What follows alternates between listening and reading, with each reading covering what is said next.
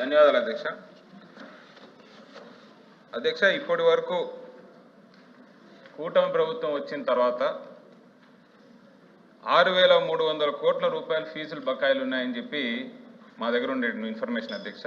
అలాగే 2,200 కోట్లు hostel maintenance గాను మొత్తం 8,500 కోట్ల రూపాయలు ఫీజు రియంబర్స్మెంట్ పెండింగ్ ఉంటే ఇప్పటి వరకు కేవలం 700 కోట్లు మాత్రమే కూటమి ప్రభుత్వం పే చేసినట్టు, ఇంకా 7,800 కోట్ల రూపాయలు పెండింగ్ ఉన్నట్టు మరి తెలుస్తోంది అధ్యక్ష.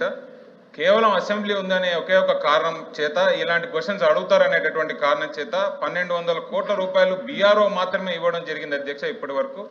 అది కాకుండా ఒక్క రూపాయి కూడా ఇంతవరకు కాలేజీల అకౌంట్లో కానీ కాలేజ్ యాజమాన్యం కానీ చెల్లించినట్టయితే మరి ఎక్కడ చెప్పడం లేదు అధ్యక్ష.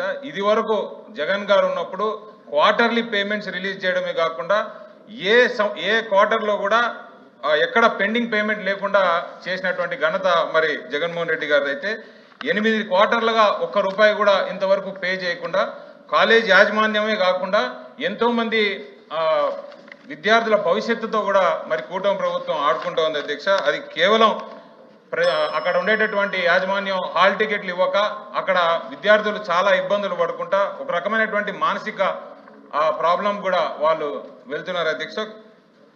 రాబోయేటటువంటి కాలంలోనైనా ఎప్పటి వరకు ఈ బకాయిలు క్లియర్ చేయగలుగుతారు, క్లియర్ చేసేటటువంటి ఉద్దేశం ఉందా లేదా? 7,800 కోట్లు పెండింగ్ బకాయిల్లో 1,200 కోట్లు మాత్రమే బీఆర్ఓ రిలీజ్ చేశారంటే మరి మిగిలినటువంటి బకాయిల్ని ఏ లోపల క్లియర్ చేస్తారని నేను అడగదలుచుకున్నాను.